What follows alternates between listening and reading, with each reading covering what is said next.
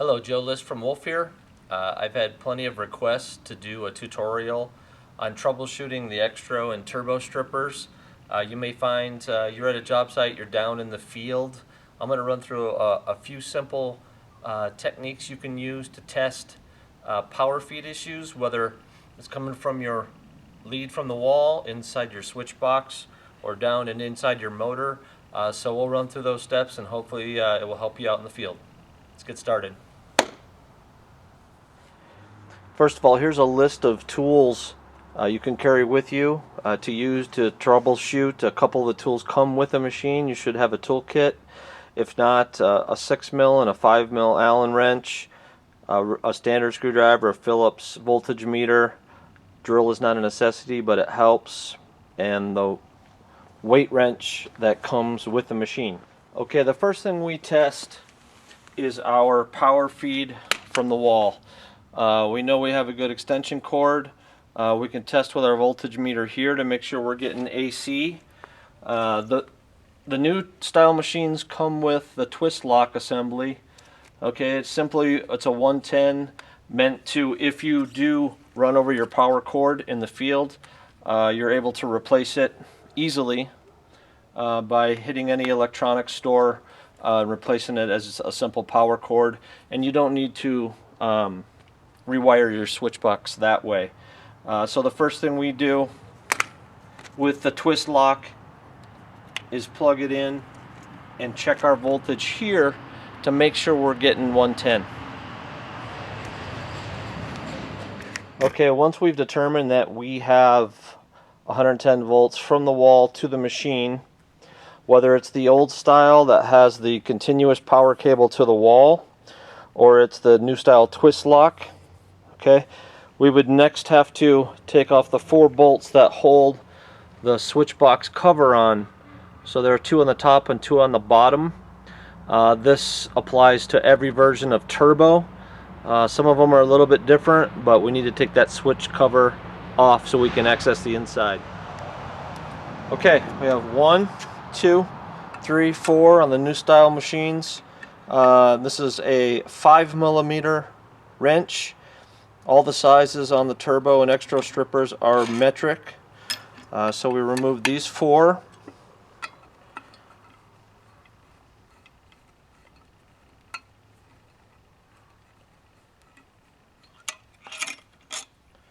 The 2 on the bottom are longer, so pretty hard to get those mixed up, but just so you know, 2 longer ones are on the bottom, 2 shorter ones are top. Hold the cover up so it doesn't rest on the switch inside when you take this last bolt off.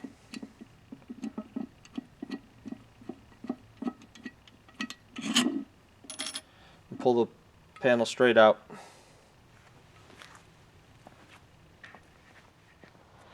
Okay, here's the inside of the switch box. We have what we call the on-off switch, which is this piece. We have the contactor, which is this piece. And really that's the only 2 components inside. Obviously ground. This connection here can be sensitive, okay? So over time, as this wears, this may be a place where the wire breaks internally. You can check that, take the 2 bolts off. If you have to, you can pull it through, cut it back, and attach it.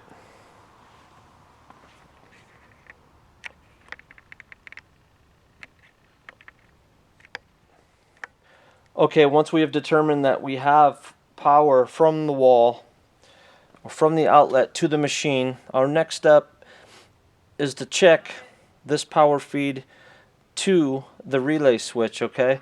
We put our voltage meter on the 2 live leads coming in, and if our voltage meter spikes, we know we're getting power to there. Okay, the second voltage feed we want to test is here at the on-off switch. Okay, the 2 leads on the side, we could put our voltage meter on these. Okay, my power is spiking, so if I'm getting it there, I know I have full flow all the way from the incoming through the contactor to the switch. So the next thing we'll do is test the feed at the motor. So to test the power feed to the motor, we unplug the connection here, which is simply a 2-prong male and 2-prong female European. This is just to protect the machine or the power cord if it gets hit here. So it's a nice molded heavy-duty plug for that purpose. To test the power though, all we need to do is stick our leads in here from our voltage meter. Okay, hit our on switch, and we see we have power spiking there. So if we're getting that all the way down to the motor, we know we have no power feed problems until we hit the motor. At that point, we would take the motor off to test it.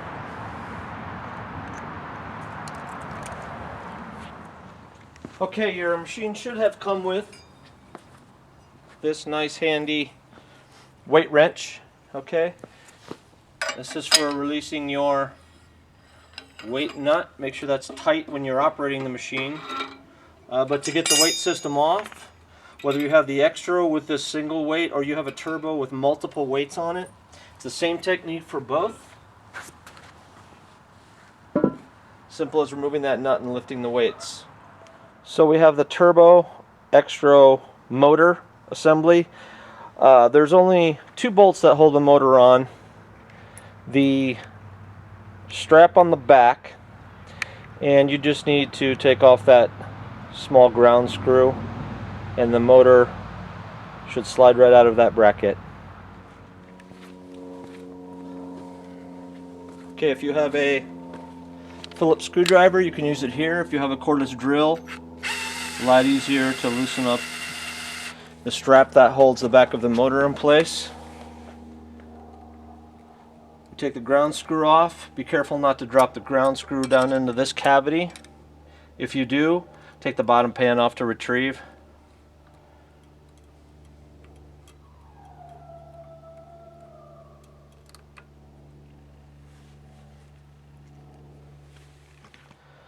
Okay, these are the 2 bolts that hold the motor on for the bracket.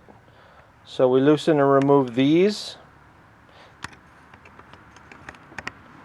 This is a 6mm wrench. It's going to be the same wrench size as your blade wrench. So if you have a blade wrench to change your blade with, this also works for removing the motor.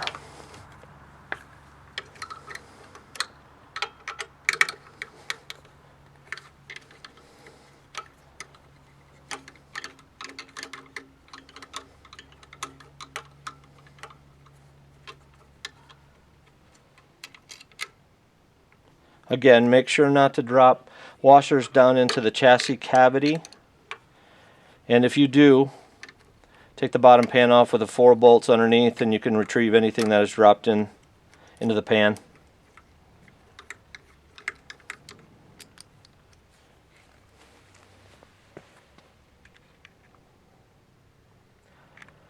Once you have the 2 bolts out, simple matter of pivoting the motor, sliding the belt off the pulley in front,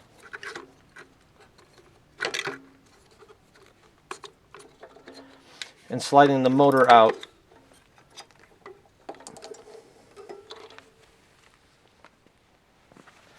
Okay, now that the turbo motor is out, we have 2 plastic covers. There's one on either side.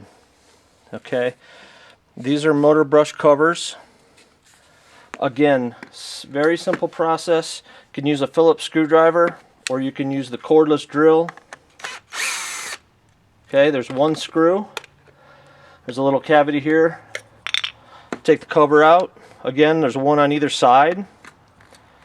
There's a little spring clip that holds the brush in. So we take that retaining clip, pick that up, and we can easily get at the motor brush and pull it out. So what we're checking for here is the brush wear.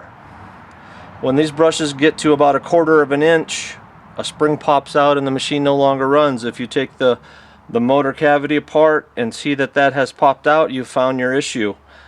If you take the brushes out and they're fine, so they're at a nice good length, everything looks good, the next thing we check is the field winding wire. Okay, another one screw. Okay, we take the screw out, we can remove the brush holder, and then we could check the field winding wires on each side to make sure one of these has not broken. If one of those has broken, we can repair that by putting another male terminal on that and reassembling it, and you found your problem. Okay, if we've gone through all those steps and we still haven't found any issue with a motor, whether it's the brush, which is the most, I would say the brush is 70-80% of the time going to be your issue, or the wire that's underneath that the brush connects to.